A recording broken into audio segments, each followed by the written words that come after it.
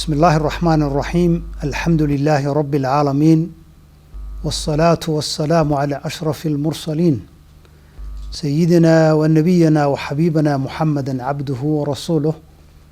صلى الله عليه وعلى آله وأصحابه ومن تبعهم بإحسان إلى يوم الدين. رسول كان محمد عليه أفضل الصلاة والسلام waxyaabo badan oo uu ka hadlay noloshiisii oo qayb ahaa maantana rumoobaya, qaar uu ka hadlay oo iyana rumoobi doona insha allahu tacaala ayaa badan. waxyaabaha uu rasuulku sala allahu calayhi wasalam ka hadlay 1400 oo sannadood ka hor ee maanta aynu aragno in ay rumoobayaan waxa ka mid ah inuu rasuulku yidhi calayhi salaatu wasalaam diintan islaamku waxay geli doontaa guri kasta oo adduunka korkiisa ku sugan. waxaa iman doona waqti ay diinta islaamku gaadho oo ay gasho guri kasta oo adduunyadan korkiisa ku sugan, sida laga soo wariyey Tamiim ad-Daari radiyallahu anhu wa ardaah. wuxuu rasuulku yidhi calayhi salaatu wasalaam fi lxadiisi asaxiix: ليبلغن هذا الأمر ما بلغ الليل والنهار ولا يترك الله بيت مدر ولا وبر إلا أدخله الله هذا الدين هذا الدين بعز عزيز أو بذل ذليل. حديث كان صحيحة كصحيحة على شرط البخاري ومسلم، أو سوري إمام الحاكم عن سوريين إمام أحمد الطبراني البيهقي إمام الألباني يري صحيح. وحو الرسول يري عليه الصلاة والسلام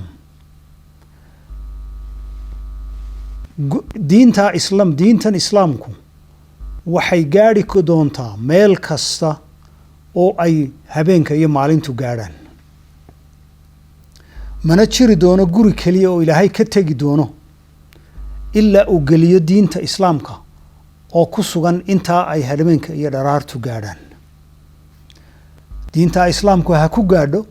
bi'izzi aziz, sharaf iyo izzi,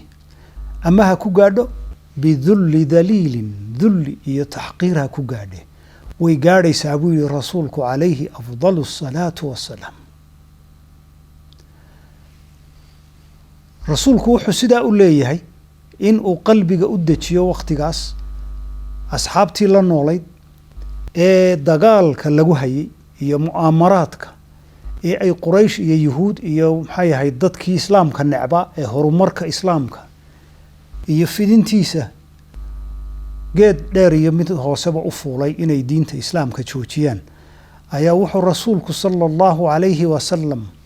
ugu qoysgoynayaa ama uu qalbiga ugu xasilinaya asxaabtaasu in aanay qalbigooda hoos u dhicin. ilaahay baana qaybkaa u waxyooday rasuulka sala allahu calayhi wasalam, waayo rasuulku ma oga wax qaybka ah, balse ilaahay subxaanahu wa tacaala ayaa u soo waxyooday rasuulka arrintaa iyada ah inay diinta islaamku geli doonto guri kasta oo ku sugan adduunyadan korkiisa, wakhtigaasuna uu iman doono. xadiidku wuxuu ka warinayaa ama wuxuu sal ku leeyahay aayadda qur'aanka ah ee suuratu tawba uu alla yidhi subxaanahu wa tacaala: acuudu billahi min ashaytaani alrajiim huwa aladii arsala rasuulahu bilhudaa wadiini alxaq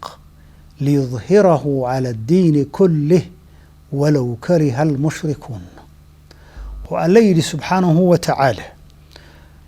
huwa aladii arsala rasuulah, wa ilaahay waa kii soo diray rasuulkiisa, bilhudaa wa diini alxaq, una soo dhiibay hudaa hanuun iyo diinu lxaq diin xaq ah, damcayna ilaahay subxaanahu wa tacaala diintaa xaqahi liyudhirahu cala addiini kullihi, diintaa xaqihi inay noqoto mid diimaha kale oo dhan ka kormarta inay noqoto, si kasta oo ay mushrikiinta iyo dadka cadowga u ah diinta islaamka ay u karahaan. ilaahay subxaanahu wa tacaala diinta islaamka wuu ka kormarinayaa diimaha kale oo dhan. waxaynu aragnaa maanta in diintii islaamku ee maalintii uu rasuulku sala allahu calayhi wasalam ilaahay ku soo dejiyey iqra bismi rabbika aladii khalaq dhowrka qof ee keliya ahayd inay maalin walba sii kordhayso baynu arkaynaa maalinba maalinta ka dambaysa dhul aan islaamku weligii tegin dad aan islaamku weligood gaadhin inuu gaadhayo oo ay muslimayaan baynu aragnaa ilaahayna wuxuu rasuulkiisa carabkiisa inoogu sheegay walaa yatruka allahu bayta madarin walaa wabarin ilaa adkhalahu allahu hada addiin kana tegi maayo ilaahay subxaanahu wa tacaala guri keliya oo adduunka korkiisa ah ha ka samaysnaado maxay ahayd marmar iyo maxay ahayd dhagxaanta qaaliga ah iyo leban iyo buluketi wuxuu doono ha ka samaysnaado ama ha ka samaysnaado guri yar oo buul ah ama baybay yar oo maryo iyo maxay ahayd waxyaabo la isku xidhxidhay ka samaysan ha ahaadee guri aanu geli doonin buu yidhi rasuulku calayhi salaatu wassalaam alladii laa yantiqu cani ilhawa in huwa ilaa waxyun yuuxaa rasuulka wixii uu ku hadlaba ay yihiin waxyuu ilaahay ku soo dejiyey wuxuu sheegay guri aanu diinta islaamku aanay geli doonin inaanu jirin wakhtigaana uu iman doono maantana waxaynu aragnaa dhulalkii adduunyada ugu kooneeyey ee uu ka mid yahay north poolka dhakada adduunyada kugta ugu sarraysa adduunyada ee tiro yar oo bani aadamihi ay ku nool yihiin inay maanta diintii islaamku gaadhay oo dadkii ku noolaa halkaasee skiimoska la yidhaahdo ay islaamayaan oo ay masaajida dhisteen ayaa maxay ahayd xaqiiqo ah Scandinavian countries-kii nolosha adduunyada ugu sarreysay iyo ruushkii iyo maxay ahayd Siberia inuu islaamkii gaadhay oo dhulka barafka adduunyada ugu weyni uu ka jiro masaajid ay ka dhisan yihiin dadkii ku noolaa ee ku dhashay halkaa diin kasta ha haystaane ay islaamkii qaadanayaan ilaa iyo maalintii uu aayadda quraanka ugu horeysay ilaahay ku soo dejiyay rasuulkiisa calayhi salaatu wasalaam dagaal kasta oo lagu qaado islaamka mu'amaraad kasta oo loo dhigo si kasta oo la isugu dayo in la curyaamiyo maantada aynu joogno ilaa maalintii iqra bismi rabbika alladii khalaq uu ilaahay ku soo dejiyey rasuulkiisa cid wax yeeli kartaa ma jirto haba yaraatee uma jeedo markaan sidaa leeyahay macnihii dad muslim oo xooga baa jira macnihii waxa weeye dad muslim oo daciif way badan yihiin maantana islaamku meel uu waqti uu ka daciifsan yahay ma jirto markay timaado dadka muslimka ah balse islaamka isaga laftiisu wuu korayaa wuu kobcayaa quluub bani aadam oo aan weligeed laga malaysanin inay muslimayaan ayaa soo muslimaya 2002 Pew Research Center niman la yiraahdo qolo la yiraahdo oo Mareykan ah aasaaskooduna uu yahay yuhuud ayaa waxa ay yihiin dad darsa statisticska adduunyada waxay darseen koritaanka islaamku uu ku korayo adduunka dabeetana 2020kii waxay soo saareen results study ay sameeyeen gunaanadkiisii oo ay muddo dheer sameynayeen oo ay darsayeen diin waliba intay siday u korayso dadka soo galaya intay la eg yihiin sanadkii noocyada yihiin dadka soo galaya ayay daraasad caynkaas ay sameeyeen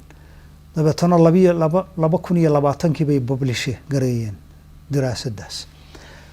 maalintii ay publish gareeyeen wax allaala waxa adduunyada news reporters jira TV radio maxay ahayd media bloggers kullu wax allaala wixii adduunyada u waramo oo dhame sanadkii 2020kii waxa adduunyada kaga hadlayeen meel kasta af kasta diinta islaamku inay fidayso kuna fidayso xad la yaab leh bal markaa aan eegno news reporterska TV-ga iyo radioyada iyo journalada iyo media bloggerska iyagoo afkoodii ku hadlaya oo kala jaad ah mid Ingiriisa mid Dutch ah mid Faransiisa bal aan dhageysano insha Allah ta'ala oo iyagu haynoo waramaan 20,000 Americans every year decide to convert to Islam. These converts say they don't regret their decision at all. Growing numbers of young Australian men and women who are converting to Islam. One of the world's largest religions is gaining followers from a very unlikely community. A growing number of Hispanics are changing their religion and following the teachings of Islam. The number of converted Muslims in Norway increased to at least 3,000. 4000 personnes en moyenne chaque année, généralement des jeunes et de culture ou de foi chrétienne, choisissent de devenir musulmans. The latest U.S. Census suggests many of them are turning to Islam. According to a report by Faith Matters, the UK is seeing a surge in Brits converting to Islam. In the last year, around 5,200 people in Britain converted to Islam. As many as 100,000 have converted in the last decade. Here in the United States, while the Muslim contingent numbers an estimated 7 to 8 million, it's growing rapidly. 20,000 new converts each year, 4 times as many women as men. Islam is the fastest growing religion in all of Canada. Laut einer Studie sind seit 2004 jedes Jahr rund 4.000 Bundesbürger zum Islam übergetreten. Das sind 4-mal so viele wie in den Jahren zuvor. It's the world's fastest growing religion, Islam. Islam is the fastest growing religion in the world. Islam remains the fastest growing religion. Converting to Islam, the 100,000 converts now is up from an estimated 60,000 10 years ago. The majority are women with an average age on conversion of 27. Despite those statistics, Islam is the fastest growing religion in Europe. But Islam has actually been attracting more and more Americans every day. That may be no surprise, since a quarter of the estimated 6 million Muslims in the United States are converts. Growing numbers of white British women are converting to Islam. But why would they want to give up all the freedoms their Western life allows? I don't know if you're aware, but recently there's been a rise of Latinas converting into Islam. So why are they doing it? Crossing over. Why so many young Australian men and women are now converting to Islam. So what's going on? What is compelling so many young white women to convert to Islam? sida aynu maqalay ama aynu aragnay news reporterskaas nooc kasta ha ahaadaan ama joornaal ay qoraan ha ahaado ama TV ama radio waxay inoo sheegeen in dalka Mareykanka waa tiradii iyagu ay yiraahdeen ay ku nool yihiin 7 ilaa 8 milyan oo muslime xaqiiqaduna way ka badan tahay waana la ogyahay inay ka badan tahay inta waxay sheegeen oo kale sanad kasta inay 20,000 oo qof ku soo biiraan waanay ka badan tahay inta xaqiiqadu siday tahay dadka ku soo biiraya 70% ilaa 75% inay yihiin dumar ayay inoo sheegeen waxay kuwa kale inoo sheegeen Australia waxay inoo sheegtay in ay dhalinyartii rag iyo dumarba ku soo biirayso diintii islaamka Norway iyo Scandinavian countries-ka kale ee hareeraha kaga xidhan waxay inoo sheegeen in ay si xoog leh diinta islaamka ugu fidayso dalalkaas